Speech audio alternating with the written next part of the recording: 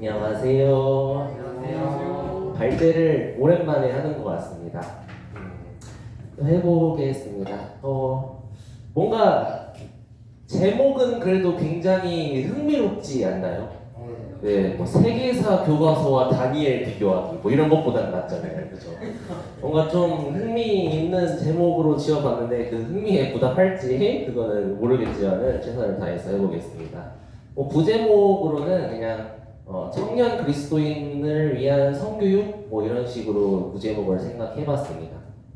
그리고 말씀을 이렇게 묵상하면서 제가 이제 항상 머릿속에서 기억하고 있는 게 뭐 목사님 중심으로 전도인 중심으로 부서장 중심으로 모이자 이렇게 말씀하시는데 이게 뭐 틀린 말은 아니지만 더 성경적인 거는 말씀을 중심으로 모이는 거잖아요. 그래서 제가 사실 오늘 발제 좀 준비하는데 괴로웠거든요. 근데 괴롭다는 게 하기 싫어서 하기 싫어.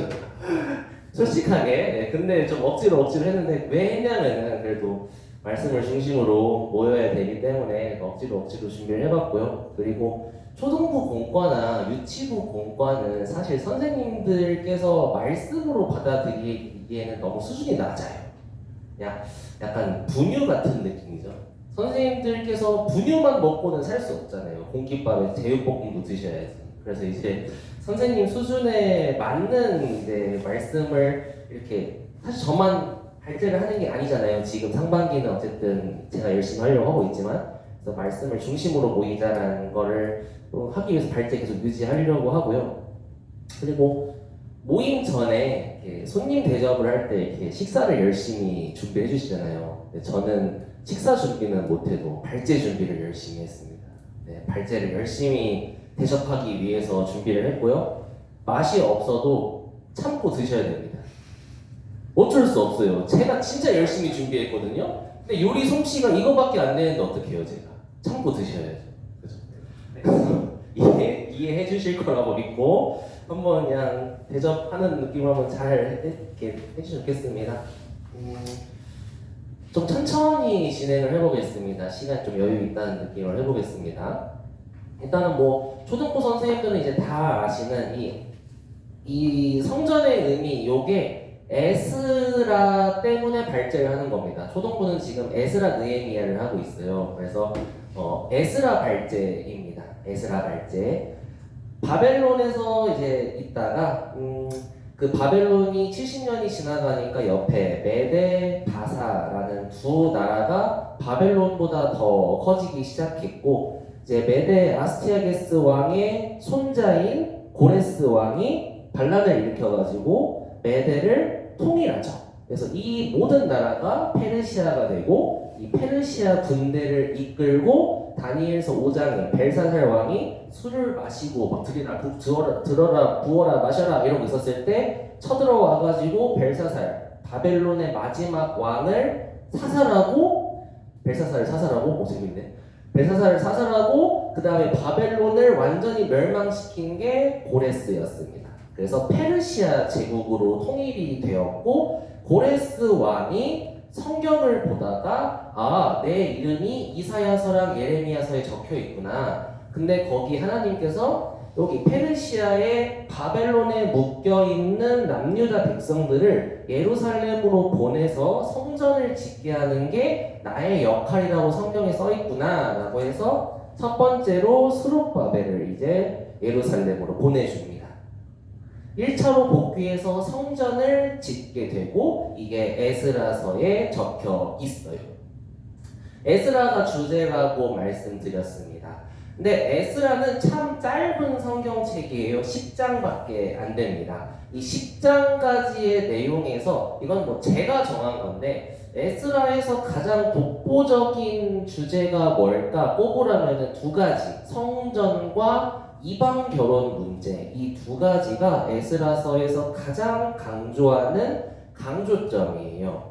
뭐 전체 구조는 아주 간단해요. 1장부터 6장까지는 스룹바벨이라는 사람이 주인공으로서 돌아와서 성전을 짓는 이야기가 1장부터 6장까지의 주된 내용입니다. 왜 성전을 지었냐? 이때 당시에 남유다 백성들은 신앙생활이라는 걸 하기 위해서 우리가 지금 신앙생활을 하기 위해 교회가 필요하듯 이때 당시에 남유다 백성들은 신앙생활을 하기 위해서는 성전이 필요했던 거예요. 성전은 신앙의 중심이자 그때 당시에 신앙의 최우선순위였어요. 결국에 스룹바벨은 성전을 피력하고 하나님의 성전을 봉헌하는 일을 끝으로 에스라 6장까지의 일이 마무리가 됩니다.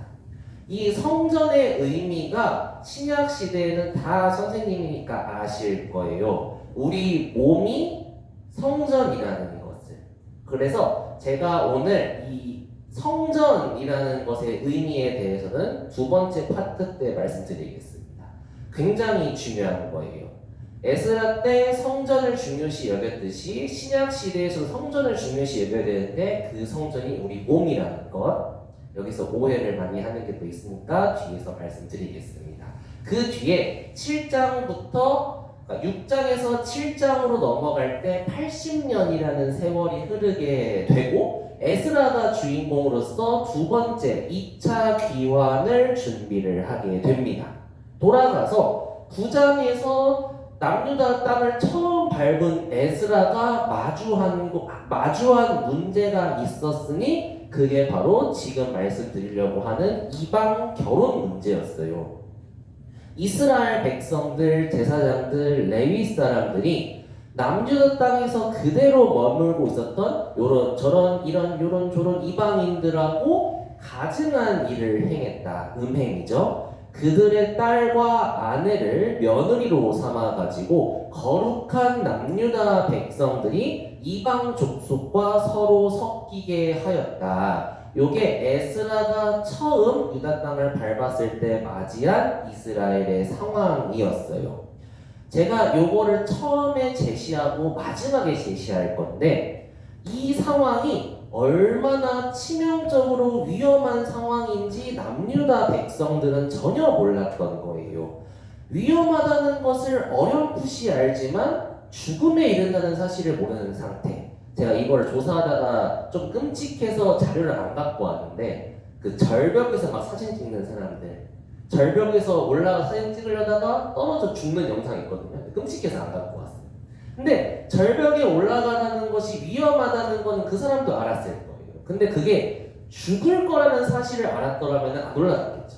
그러니까 위험하기는 한데 설마 하는 마음으로 했던 거죠. 농약도 뭐 한 모금 먹으면은 농약 먹는 거 위험하다는 거는 알지만 한 모금 먹는다고 내가 죽겠어? 해서 먹는다든지 이런 식으로 위험하다는 것은 어렴풋이 아는데 설마 내가 죽겠어? 이런 느낌이 드는 상황이 지금 에스라 9장 1절에 이방 결혼을 하고 있는 치명적인 위험 상태였던 거예요.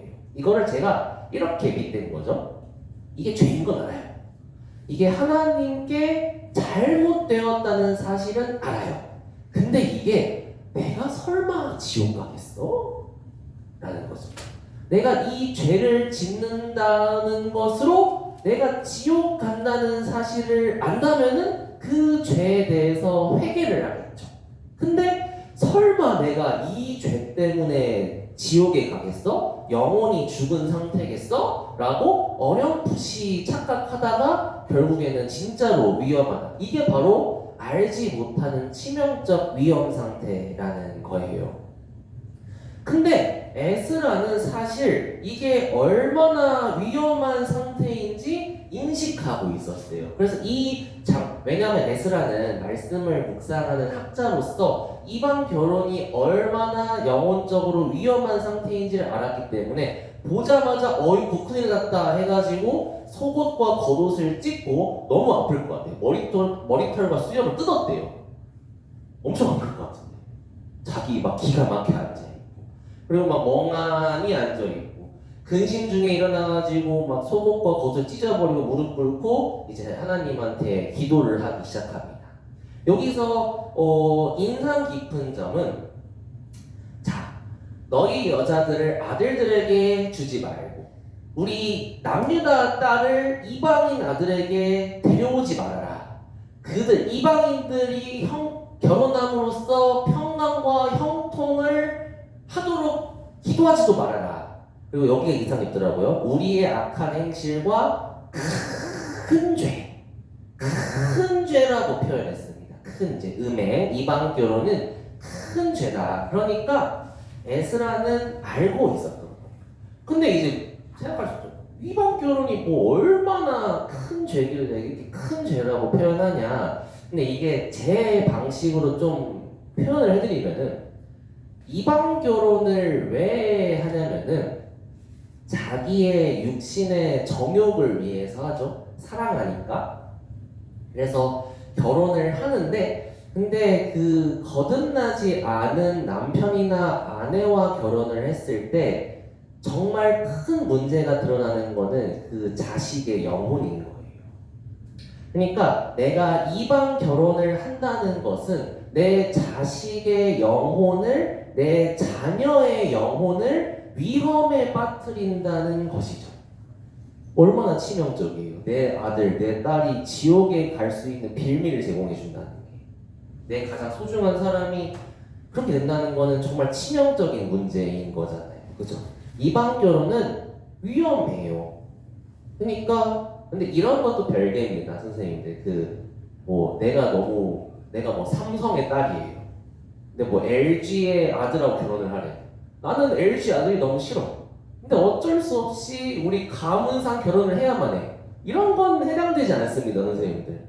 그러니까 육신의 정욕에 이끌려 한다는 점. 심오한 건데 이해가 다 하실 거라고 믿어요. 그러니까 내 육신에 이끌려서 하는 게 아니고 부모님께 순종하는 마음으로 한다는 거, 이런 거는 약간 예외 사항이 될 수 있습니다. 돌아와서 근데 에스라의 마지막 부분이 10장인데 참 잔인해요. 모든 아내와 자녀를 내어보내고 율법대로 행합니다. 아내를 내어 쫓아요. 근데 그 아내들은 이미 결혼해가지고 자식도 있는 경우도 있었어요. 근데 자식까지 내쫓습니다. 이걸 읽다 보면은 아니 이미 결혼한 백성들의 아내와 자녀까지 내쫓는 거는 좀 인도주의 차원에서 너무한 거 아닌가요? 라고 생각이 들 수 있는데 이건 자세히 하면은 너무 시간이 오래 걸리니까 그냥 이해를 해주셔야 돼요. 이스라엘 백성들이 이 이방 결혼의 죄가 얼마나 큰지를 깨달아서 회개했다, 이렇게 이해해 주시면 좋을 것 같습니다. 아, 내가 이것 때문에 죽겠구나 라는 사실을 인지했으니까 이렇게 할 수 있었다, 이 정도를 이해해 주시면 되고, 신약 시대에서는 이렇게 하라고 권하지 않습니다. 고린도전서 7장에는 내가 안 믿다가 결혼한 상태인데 구원을 받았어요. 그러면은 안 믿는 남편을 버리지 말아라. 내가 여잔데 안 믿는 남편이 있어요. 버리지 말라고 다 아시죠? 왜냐하면은 내가 구원받았는데 내 구원받은 나가 신앙생활 잘함으로써 믿지 아니하는 아내가 거룩하여지고, 만약에 아내가 구원받았는데 거룩하게 생활하면은 믿지 아니하는 남편이 구원받을 수 있기 때문에 버리지 말고, 그 사람이 함께 거하기 원하면 버리지 말아라. 이게 신약의 내용이거든요. 근데 이게 제가 언급했던 파란색. 근데 그렇게 부모가 거룩해지지 아니하면 너희 자녀도 깨끗이 못하리라. 그러니까 이게 이방 결혼의 치명적 문제인 거죠. 그러니까 자녀의 영혼을 위험 상태로 내몬다는 것. 이게 이방 결혼의 치명적 문제예요. 이걸 알면서 할 사람은 사실 없을 거라 생각이 들어요. 몰라서 하는 거지. 내 욕심이 내 자녀의 영혼을 치명적인 상태로 만든다는 것까지입니다. 자, 이제 에스라에는 이방 결혼이 또 주제이면서 성전도 주제잖아요. 이 성전에 대해서도 좀 얘기를 말씀드리려고 해요. 아주 유명한 구절이잖아요. 내 몸이 성전이다. 이건 다 아시는 사실인데 여기서 정말 많은 분들이 오개념을 갖고 계세요. 정말 많은 분들이 오개념을 갖고 계세요. 어떤 내용이냐면은 내 몸이 성전이니까 내 몸의 건강을 관리하는 게 성전을 관리하는 거지. 그러니까 내 몸을 잘 가꿔야 해. 5개념입니다. 5개념이에요. 몸짱 연예인을 만들면서 성전을 만든대요. 5개념이에요. 전국 크리스찬 보디빌딩 대회.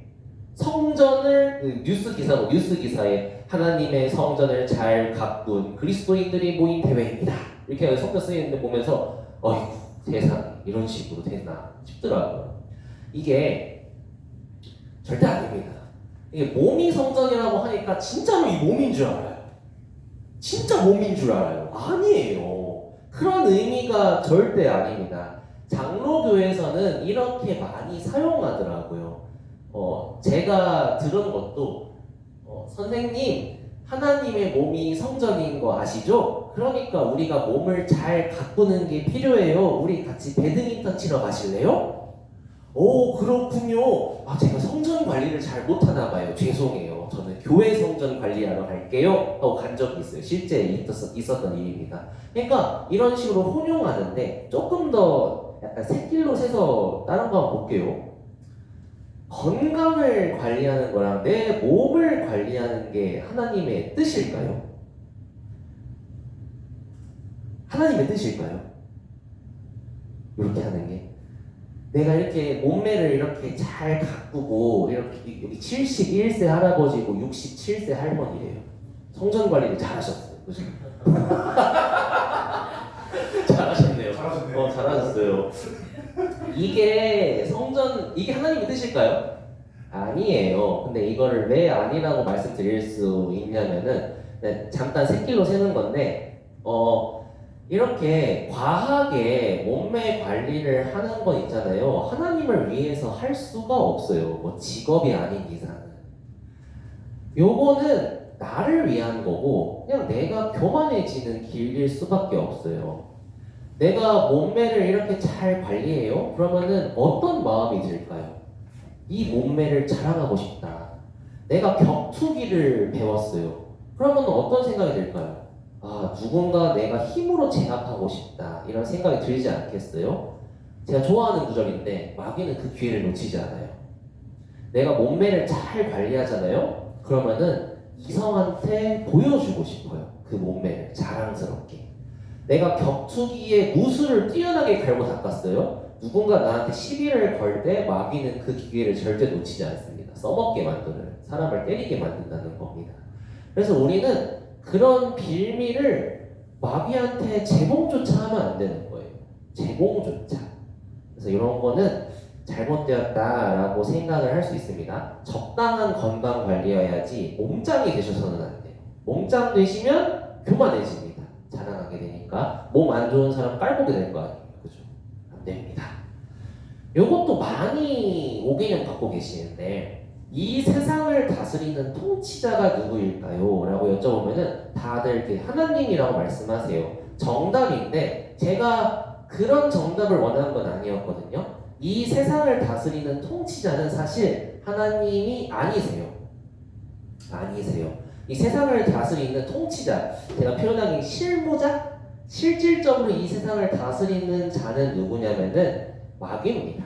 그래서 예수님께서 이런 식으로 표현하세요. 마귀를 보고 이 세상의 임금님이다. 그래서 마귀가 예수님을 시험하실 때 온 천하를 보여주면서 내가 이 온 천하를 너에게 주겠다라고 하죠.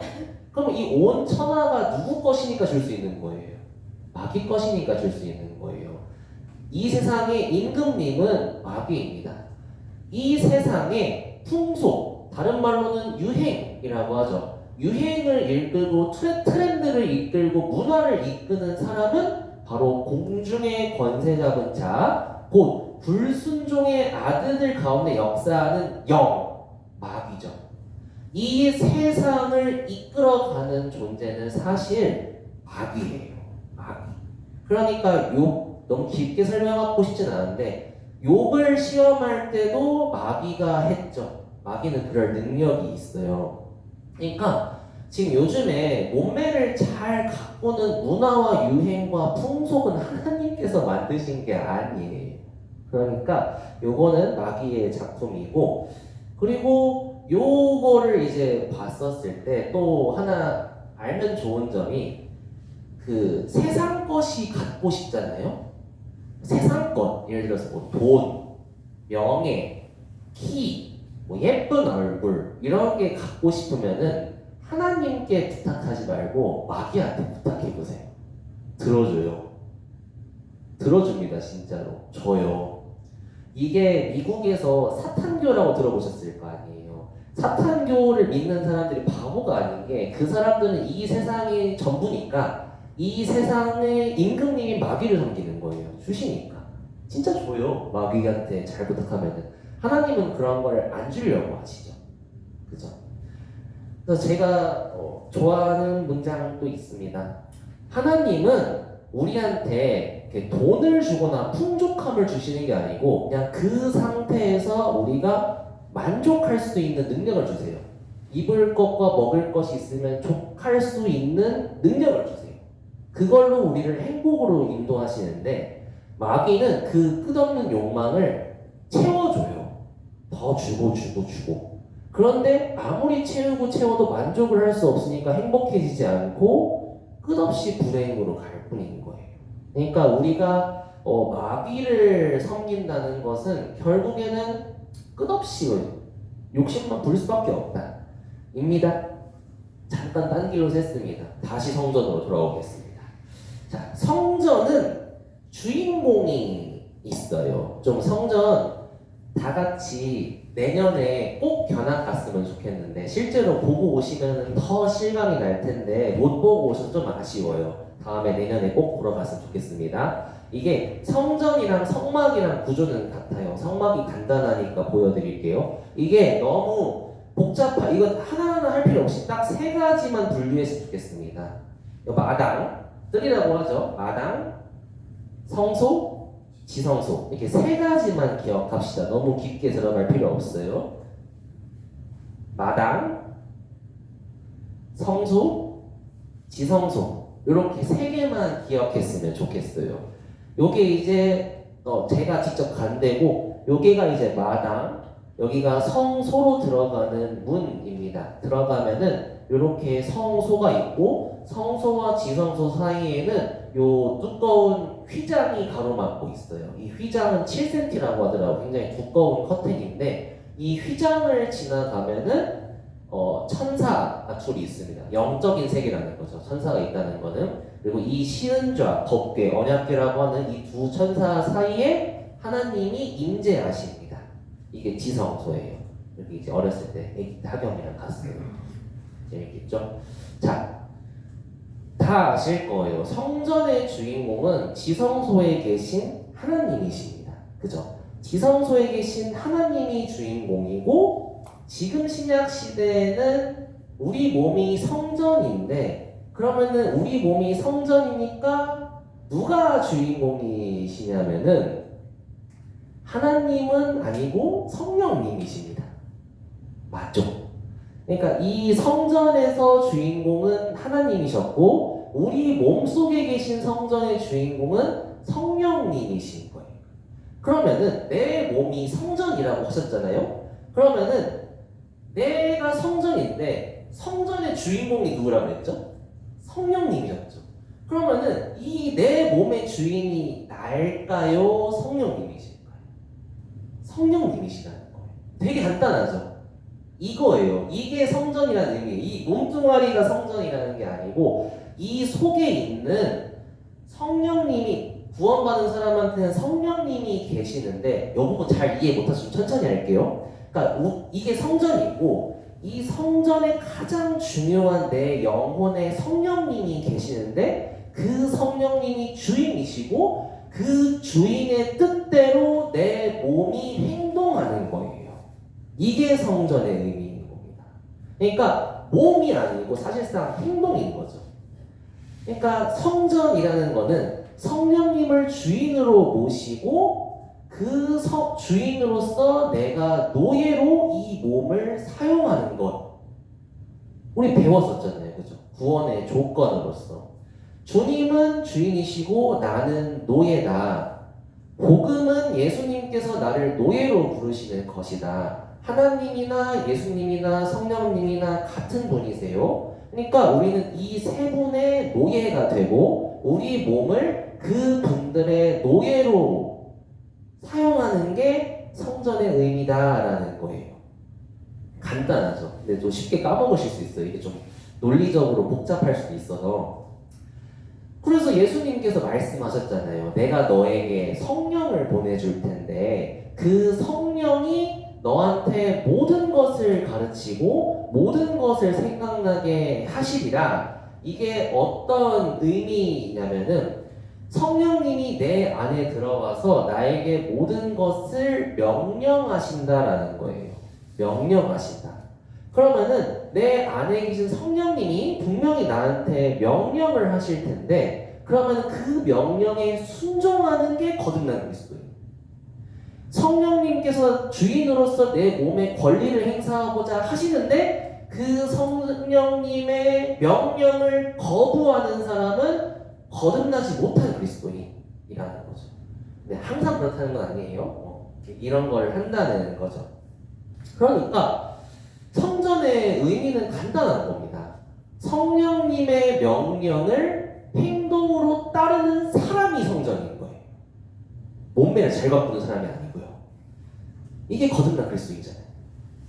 거듭난 그리스도인이 성전이고 성전의 의미는 성령님의 명령을 순종하는 사람, 따르는 사람, 이 몸으로서 내 안에 계신 성령님을 주인으로 섬기는 사람, 이게 성전이라는 겁니다. 여기까지 되셨죠? 근데 이게 고린도전서 6장의 내용인데, 자 이제 그게 왜 나왔냐면은 네 주인은 성령인데 너가 절대 지을 수 없는 죄가 있단다 라면서 고린도전서 6장을 쓰신 거거든요. 이거 다 먼저 아실 텐데 창세기에도 부부는 둘이 한 몸이다. 예수님께서도 부부는 한 몸이다. 둘이 아니다. 한 몸이다. 사도 바울도 둘이 아니다. 한 육체다. 이렇게 언급을 하십니다. 저랑 이매원 자매는 몸이 두 개예요. 근데 하나님 보시기에는 하나라는 거예요. 이게 무슨 의미냐면은 연합, 완전한 연합이 되었다. 그 둘을 둘로 안 보겠다. 하나로 보겠다라는 의미이시거든요.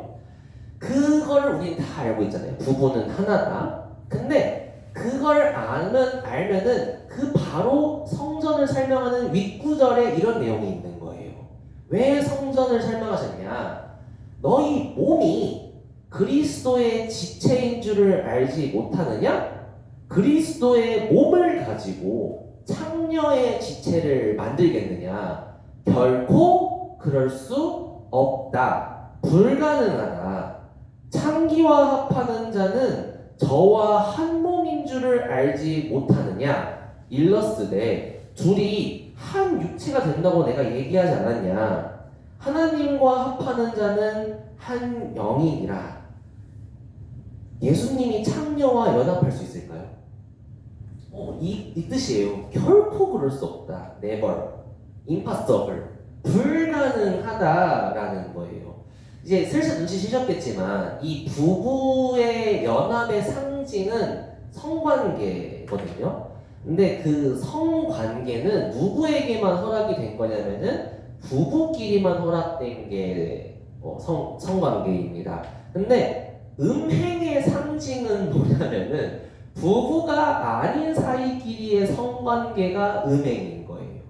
그쵸? 그러면은 이제 이런 질문을 할 수 있는 거죠. 그리스도인이 부부가 아닌 채로 다른 사람과 음행, 관계를 맺을 수 있을까라는 질문에 그럴 수 없다. never 라고 하시는 겁니다.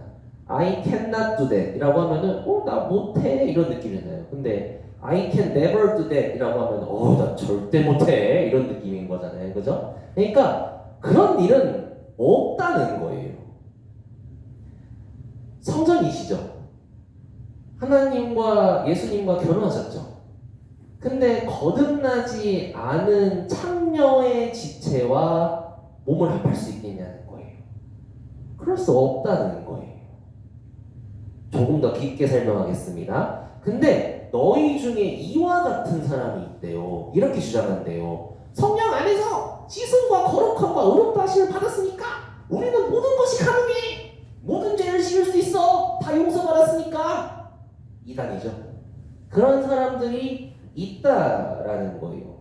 근데 사도 바울은 정확히 얘기하죠. 모든 것이 가능한데 유익하지 않고 모든 것이 할 수 있지만 제재를 받지 않는다. 거꾸로씩 올라가고 있어요. 불의한 자가 천국 못 가는 거 알지 않니?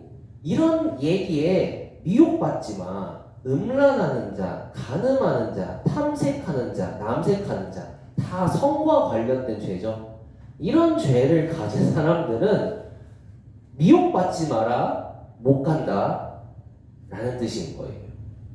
그러니까 하나님 나라에 못 가는 죄는 음행과 우상숭배라는 거죠. 잠깐 짚고 넘어가면 이 음행이 혼자 짓는 죄를 의미하는 게 절대 아닙니다. 반드시 파트너가 있는 거듭나지 않은 사람, 즉 부부가 아닌 사람과 관계를 맺는 죄만을 얘기하는 거예요. 지금은 그 음행인 겁니다. 다른 음란죄가 아니에요. 그리고 이제 이게 좀 하이라이트인데 바로 윗구절이죠. 6장 19절에 바로 윗구절인데 음행을 피하라. 사람이 범하는 모든 죄마다 다 몸 밖에 있는데 음행하는 죄만큼은 자기 몸에 있다? 특별한 죄라는 거죠. 이게 무슨 의미냐면은 이 부부끼리 언약을 맺으면은 이런 언약도 있는 거예요. 네 몸은 내 거야. 내 몸도 네 거야. 이게 부부의 언약이에요. 맞죠? 그러니까 서로를 위해 내 몸을 사용하겠다는 거죠. 그러니까 사랑으로 연합되면은 그게 둘일 수가 없는 거예요. 하나인 거지. 삼위일체 하나님도 왜 셋인데 하나예요? 사랑 그 자체잖아요. 셋이니까 셋인데 사랑으로 연합되니까 하나인 거예요. 부부도 그렇게 돼야 된다는 거죠. 둘인데 사랑으로 연합되면은 하나가 되는 거예요. 이게 삼위일체와 부부의 비밀인데 딴 길로 샜네요. 다시. 그러니까 네 몸 내 거야 이걸 주장할 수가 있다는 거예요. 부부는. 근데 이 몸이 내 건데 이 몸이 바람피고 외도를 해요. 부부가 될 수 있을까요? 없다는 거죠. 그 말씀을 하시는 거예요. 네 몸 내 거다. 성전이다. 내가 주인이다. 하는데 그 몸을 가지고 음행하는 데 사용한다는 거예요. 바람피고 외도하고. 그러면은 그 몸이 성령님께 되겠어요? 안 되겠죠. 이 몸 내 거야. 근데 저희 자매 몸 제 거잖아요. 근데 저희 자매가 몸을 창녀하고 쓰네. 좀 약간 비교되고 끔찍하다. 슬퍼 갑자기. 그러면은 이게 이거 부부가 아니잖아요. 이거는 그런 의미라는 거죠. 예수님도 나를 정말 사랑하셔서 네 몸 내 거야 질투하시는데 그 몸을 가지고 음행을 한다는 거는 내 몸 주님 거 아닌데요? 라고 선전포고하는 의미라는 거예요. 기억하셔야 됩니다. 그러니까 사람의 모든 죄와 회방은 용서하심을 받을 수 있는데 성령을 회방하는 죄, 거역하는 죄죠. 사하심 얻지 못한다. 이게 음행이라는 겁니다. 음행은 그냥 내가 음행죄를 저지르겠다. 내가 성전이 아니구나. 거듭나지 못했구나 하고 빨리 회개하고 구원받으셔야 됩니다.